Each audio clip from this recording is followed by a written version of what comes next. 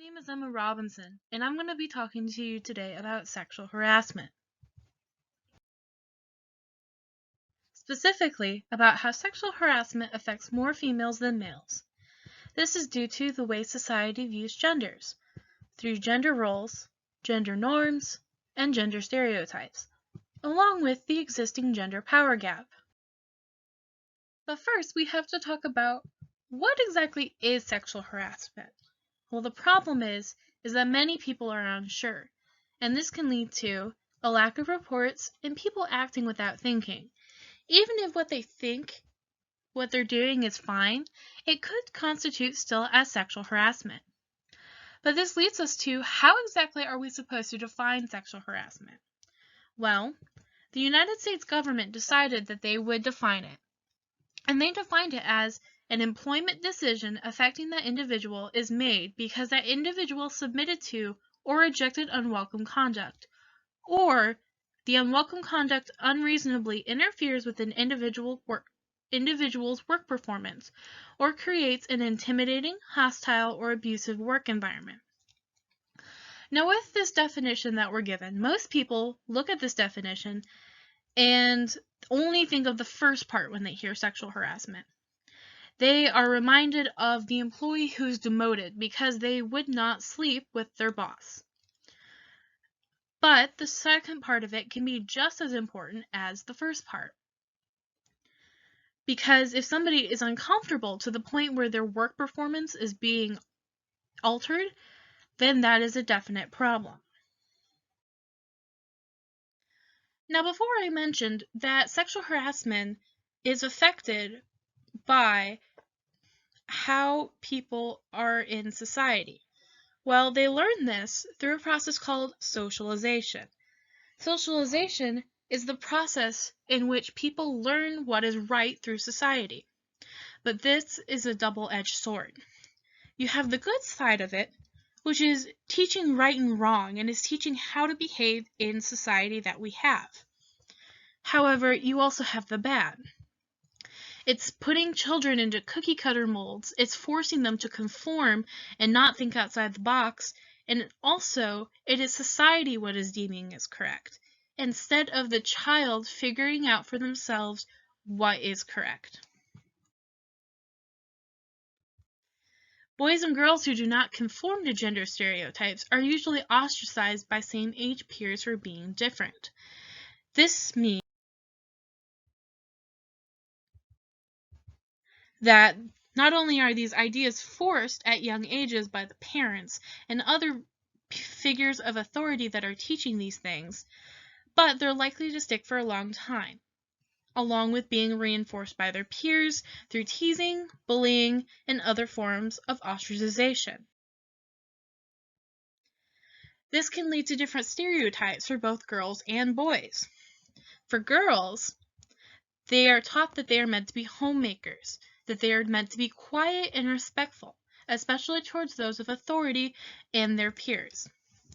Boys, on the other hand, are taught that they need to be breadwinners, that they need to provide for the family that they are to create. They are taught that they need to be tough, and that they're not allowed to cry or show many emotions. This gets reinforced by a lot of pop culture, that these stereotypes are what is correct in society. These kinds of socialization lead to many children growing up with this mentality that women are lesser than men. Not only is this a very unhealthy way to view things, but it leads women to be treated as lesser beings, not only in the workplace, at home, on the street, and even in the voting booth.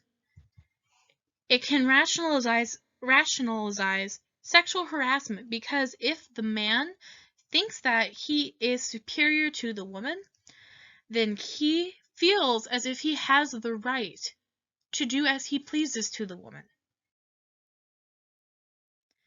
There's also this thing called the power gender gap, where women have to work much harder than men to receive equal everything, including jobs, as seen by this particular political cartoon, where the woman cannot fit through the man-shaped door, even though the place that is offering careers is an equal opportunity employer.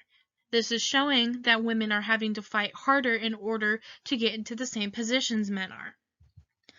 This also improves with pay, seen in this cartoon, where the man says another day, another dollar, where the women working the same role says another day, another 77 cents.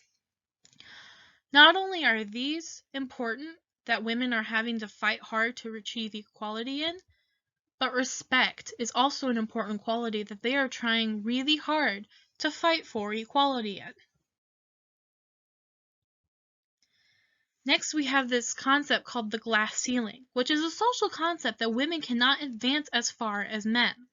Women have to work much harder than men in order to receive the same positions. And sometimes they hit the glass ceiling, so to speak. When women achieve leadership roles that they do work hard to achieve, they typically don't want to jeopardize their seat at the table. This means that women are less likely to jeopardize their position once they have it, and more likely to submit to sexual harassment in order to keep their position or to advance higher up the ladder. Even once the glass ceiling is broken, once a woman beats all the odds and gets a higher job, power is associated with more harassment, at least for women climbing the ladder towards higher position of leadership. So when men move up, they're seen as very successful, very powerful, that they worked hard and got what they deserve. Women, on the other hand, are not treated the same way. Now, all this time we've been talking about sexual harassment affecting women. Sexual harassment still does affect men. It's not as widely talked about, especially women on men. And to state that men are more likely to initiate sexual encounters does not, however, mean that women cannot seduce or even victimize men or other women.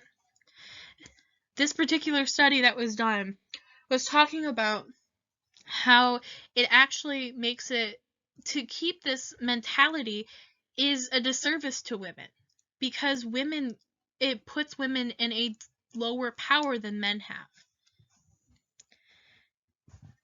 And when it comes to sexual harassment against men, many people try to push it under the rug. It's happened in a particular instance in 1999 where two men were working at a grocery store and they were being sexually harassed by their female boss. Well, when they tried to complain about their boss, they ended up getting fired from their grocery store. The Equal Employment Opportunity Commission saw this particular case and ended up taking it to court for discrimination, just because these people were trying to push what was a serious offense under the rug. Now, even though this still does affect men, it affects women more. It is still more common to see females being harassed, especially by another male. This is seen in a lot more in male-dominated fields, such as the medical field, where 47.7% of female physicians reported gender-based harassment. Now, in this particular report, it was talking about not only harassment of these female physicians by their peers, but also by their clients who would not take them seriously because they were female. So, what exactly can we do? Well, the number thing we can do is education. Sexual harassment training can increase reporting, increase knowledge of organizational policies and sensitivity to what constitutes as sexual harassment, and reduce victim blaming and the minimization of sexual harassment. Sexual harassment is a big deal, and to keep it from being pushed under the rug, we need to get the government on our side. Because without the government, little change will happen or be enforced. We need to have the government create and enforce policies that force businesses to enact upon their sexual harassment suits, to punish the people who are perpetrating the sexual harassment against others, and to not push any of this under the rug. Without this kind of change, nothing will change, and women will remain second-class citizens to men.